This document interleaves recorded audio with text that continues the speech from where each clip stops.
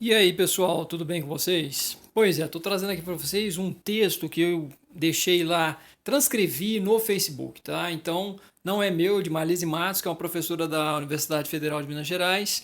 Então, vamos lá. Atrocidade um: violar sexualmente uma menininha de 6 anos. Atrocidade 2: continuar violentando sexualmente uma menininha dos 6 aos 10 anos.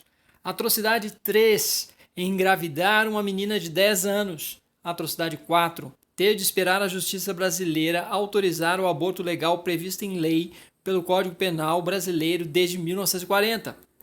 Atrocidade 5: ter de passar pela revitimização narrando essa história triste, grotesca, violenta, macabra por todas as instituições por onde essa menina de 10 anos passou, que deveria circular em absoluto sigilo, e era o protocolo. Atrocidade 6: uma ministra de Estado encaminhar sua equipe ao domicílio da criança para convencê-la a não abortar. Atrocidade 7: um hospital universitário, o hospital de referência em abortamento legal em Vitória, no Espírito Santo, negar o atendimento à menina de 10 anos de idade. Atrocidade 8: a menina e sua avó serem obrigadas a viajar mais de 2.000 quilômetros para realizar o procedimento em segurança no hospital do Recife. Atrocidade 9: elas precisarem entrar no hospital escondidas no porta-malas de um carro porque fundamentalistas as aguardavam na portaria. Atrocidade 10: fundamentalistas religiosos, com o apoio de fundamentalistas parlamentares, gritarem assassina para uma menina estuprada desde os 6 anos aos 10 anos de idade. Atrocidade 11: uma fundamentalista e criminosa publicizar o nome e o endereço da criança no Twitter. Atrocidade 12: os fundamentalistas ficar orando na portaria do hospital e pedindo que o procedimento não se realize. Atrocidade 13: o estuprador seguir livre. Atualizando, o estuprador já foi preso. E mais uma atualização de atrocidade que eu coloquei, que é a atualização da atrocidade, que é a próxima atrocidade, que é a 14. Dois médicos, um obstetra e uma pediatra assediarem a menina para que não fizesse o aborto no quarto do hospital em Recife. O texto, então, é da Marlise Matos, professora na UFMG. Bom, uma coisa que me fica desse caso, pessoal, é que a noção de mal de quem está na direita, muitas vezes os conservadores, vamos dizer assim, e da extrema direita, é muito diferente da noção de mal da direita liberal e da esquerda progressista. Por quê? Penso eu que a noção de mal de quem é da direita liberal e da esquerda progressista é uma noção mais atrelada à noção de sofrimento e de sofrimento evitável, de sofrimento desnecessário, qualquer coisa parecida. Enquanto a noção de mal da direita, extrema direita e dos conservadores é uma noção mais atrelada a alguns conceitos que, na minha compreensão, são até muito mal formulados. Conceitos que eles não nem mesmo dominam muito bem. Conceito, por exemplo, de vida, conceito de onde termina começa a vida e qual que seria onde começa a vida senciente, o sofrimento e tudo. Então, há uma concepção na extrema-direita de que basta ter vida, mas eles não sabem definir muito bem o que é vida para achar que isso é sagrado.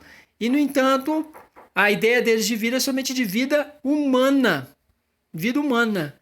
Eles não conseguem compreender, muitos não conseguem compreender que vida não humana também é vida e que vida não senciente também é vida. Então não existe o conceito, existe um especismo muito forte, uma centralização muito forte na vida humana. Então existe um antropocentrismo meio esquisito aí, tá? Porque não é exatamente antropocentrismo, mas existe um especismo mesmo de que a vida humana é a vida que é sagrada, e eles se esquecem de todas as outras vidas, de todos os outros seres que sofrem. Então o sofrimento fica em segundo plano, não importa se sofre ou deixa de sofrer. A ideia desculpe-me, mas eu acho que a ideia de empatia fica também em segundo plano, porque empatia é justamente tentar se colocar no lugar do outro, de um outro que é diferente.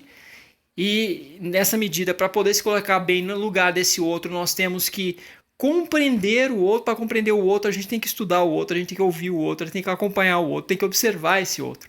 Então é uma posição muito de escuta, de acompanhamento, de acolhimento do outro na diferença mesmo. Porque empatia com o semelhante não é empatia, convenhamos, é somente autocomiseração mesmo, né? Então empatia com o semelhante não é muita empatia. Você não está se colocando no lugar de algo que é muito diferente de você.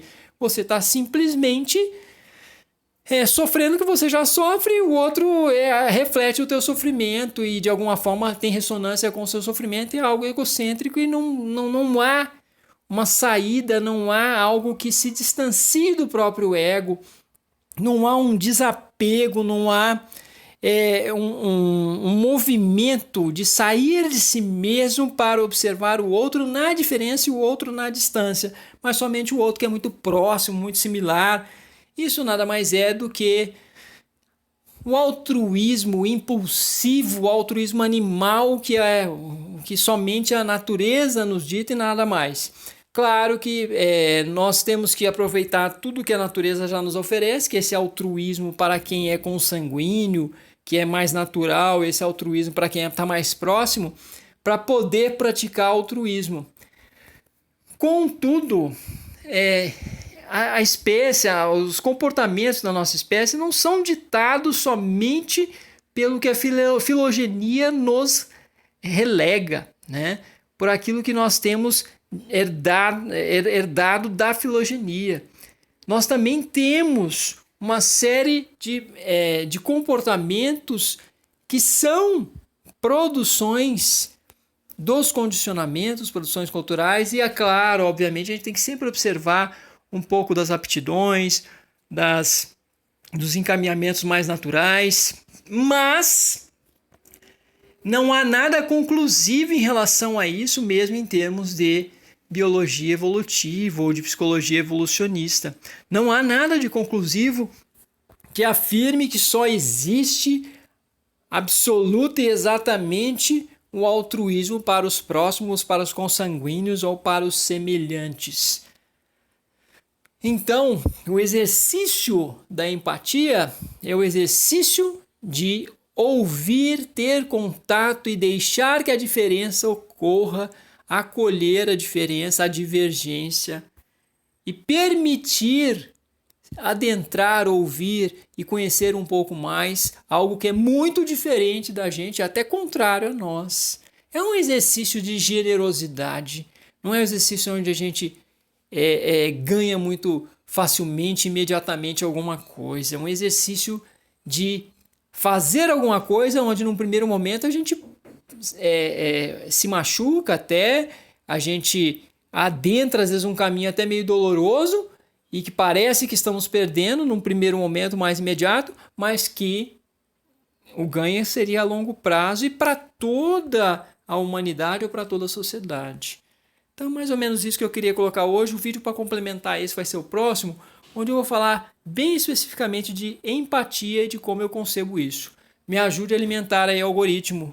Deem like ou dislike, comentem, se inscrevam, acionem o sininho. Obrigado, pessoal!